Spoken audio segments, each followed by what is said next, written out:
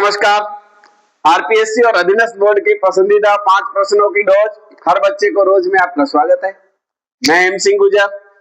आज का पहला क्वेश्चन साइंस का है। मानव शरीर का सबसे व्यस्ततम अंग कौन सा है? बताओ देखा। आंख है कि कान है कि हाथ है कि पैर है? बता देता हूं आपको। मानव शरीर का सबसे जो व्यस्ततम अंग है वो हृदय, जिसे अपन हार्ट के नाम से भी जानते हैं, उसे माना जाता है। कुछ लोग मस्तिष्क को भी मानते हैं। हम सो जाते हैं लेकिन हमारा हृदय सोता नहीं है। एक काम की बात बताऊं क्या? देखा, सोचो कि हमारा हृदय जो है वो 24 घंटे में कितनी बार धड़कता होगा। हमारा जो हृदय है वो 24 घंटे में लगभग 1 लाख बार धड़कता है। हृदय का काम क्या है, क्यों धड़कता है? ये एक मांसपेशी होती है जो फैलती और सिकुड़ती है, यही हमारा हृदय है। इसका बहुत महत्वपूर्ण काम है। ये हमारा जो ब्लड है, जिसे अपन रक्त के नाम से जानते हैं, ये रक्त को पंप करता है। पंप करने के पश्चात पूरे शरीर में पहुंचाता है। हमारा हृदय लगभग 1 मिनट में हमारे टोटल ब्लड है उसको पंप कर देता है। 5 से 6 लीटर 7 लीटर जो ब्लड होता है उसको 1 मिनट में पंप कर देता है। क्यों करता है ये पंप? ये जो पंप करने का इसका कारण है, ये ऑक्सीजन और पोषक जो तत्व होते हैं उनको ब्लड में मिला करके शरीर के प्रत्येक ऊतक तक पहुंचाता है। वहां से जब ब्लड वापस आता है तो ये कार्बन डाइऑक्साइड लेकर के आता है, तो ये कार्बन डाइऑक्साइड को अलग करता है, ऑक्सीजन और पोषक तत्व हमारे ब्लड के अंदर पहुंचाता है। ऐसा माना जाता है कि 24 घंटे में हमारा हृदय 7550 लीटर ब्लड पंप करता है। हाँ जी, आज का दूसरा क्वेश्चन। राजस्थान में रेंगती मृत्यु शब्द का प्रयोग किसके लिए किया जाता है? वापस सुनो, रेंगती मृत्यु। रेंगती मृत्यु कहा जाता है मिट्टी के अपरदन को। क्यों?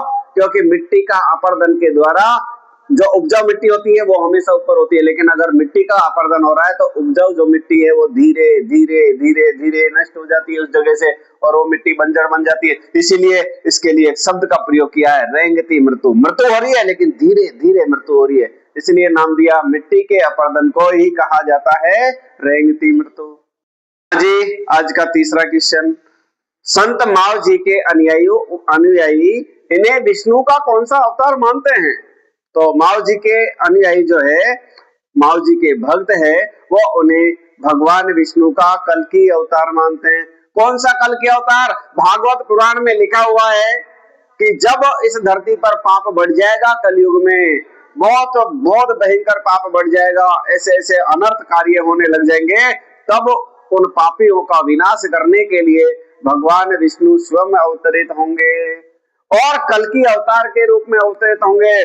तो संत माव जी को इनके जो अनुयायी मानते हैं कि स्वयं भगवान विष्णु ने ही नेवरपुरा गांव, जो कि डूंगरपुर में स्थित है, वेणेश्वर में, वहां भगवान हर मंदिर है, भगवान विष्णु का मंदिर है, और उस मंदिर को वो मानते हैं कि जो संत माव जी है उन्होंने स्वयं कल्कि भगवान के रूप 52वें अवतार के रूप में जन्म लिया है। क्योंकि संत माव जी के चौपड़ा में बहुत बहुत सारी भविष्यवाणियां हैं जो आज सत्य होती हुई हमें प्रतीत होती है।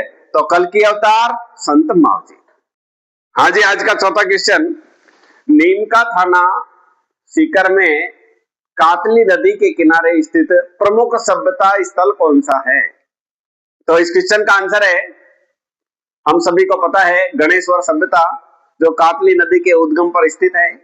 गणेश्वर सभ्यता, जिसे ताम्रयुगीन सभ्यताओं की जननी कहा जाता है। बताओ क्यों? क्योंकि यहाँ से खुदाई में तांबे की कुल्हाड़ी, मछली पकड़ने के कांटे, तांबे के विभिन्न प्रकार के उपकरण और बहुत सारी जो सामग्री मिली है वो सब तांबे की मिली है। तांबे की चूड़ियां मिली है, बाण मिला है तांबे का, तो इसलिए इसे ताम्रयुगीन सभ्यता की जननी कहा जाता है। ऐसा कहा जाता है कि हड़प्पा से भी पहले की है।